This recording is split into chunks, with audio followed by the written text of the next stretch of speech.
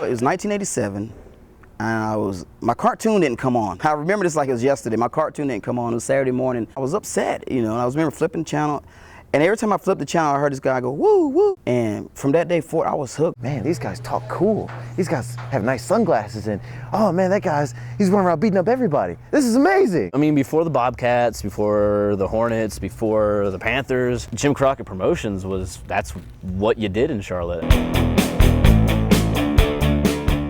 It was the hottest thing you ever seen. We sold out everywhere. We all became household names in just probably a matter of like 3 to 4 months, and it was just crazy money. We're working in Charlotte 52 weeks here. Hotbed, I don't even think you can call it hotbed. It was, to me, as a kid, it was they like to call Madison Square Garden the Mecca of wrestling, but to me, Charlotte was the Mecca of pro wrestling. Charlotte was like the biggest place for wrestling to happen. The Mid-Atlantic was Charlotte. That's what I grew up on. Mid-Atlantic Championship Wrestling for a long period of time was the territory. Everybody wanted to come here. And I remember as a kid, like looking back at it now, I was like, man, that was so, what intrigues people to like really want to, like see, like, I want to come back. I want to come back. What's going to happen next week? And then I was like, you know what? I'm going to do this. PWX presents Rise of a Champion 8. And look out, hit a backbreaker!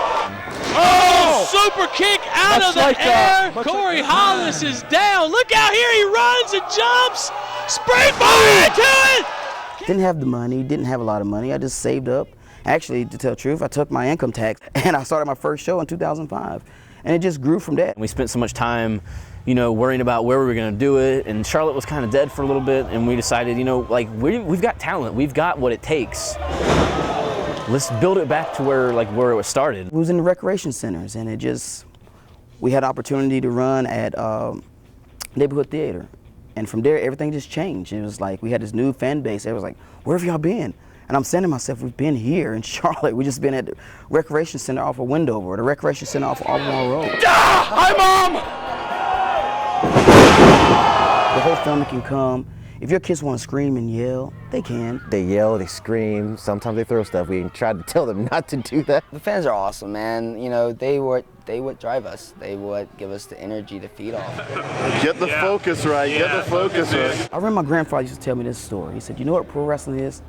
He said, if I had a bad day, bad week at work, I knew when Friday night came, or Saturday night, or Tuesday night, I can go to a show, get a beer, scream and yell, just take that frustration out instead of going home and being all grumpy. Throw popcorn, yell at the wrestlers, and that's my aggression to getting it out. If you feel that way, come to the show. Let it all out, scream, yell, call us what you want to call us. That's pro wrestling. That's what it's all about. I want the kids nowadays to have the same experience. I want the old people, the older generation that used to watch it as a kid, I want them to be like, this is why I liked wrestling in the first place. There are other promotions in Charlotte or around Charlotte that claim that they do the same thing, but there's nothing like PWX Wrestling. And I'm not saying it because I wrestle for them, I'm saying it because it's true. Pound for pound, the best wrestling.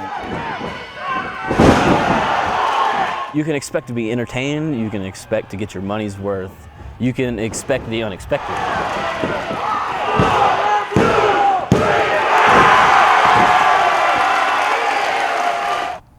It would be just as good of a legacy if we were just to stick around for as long as humanly possible.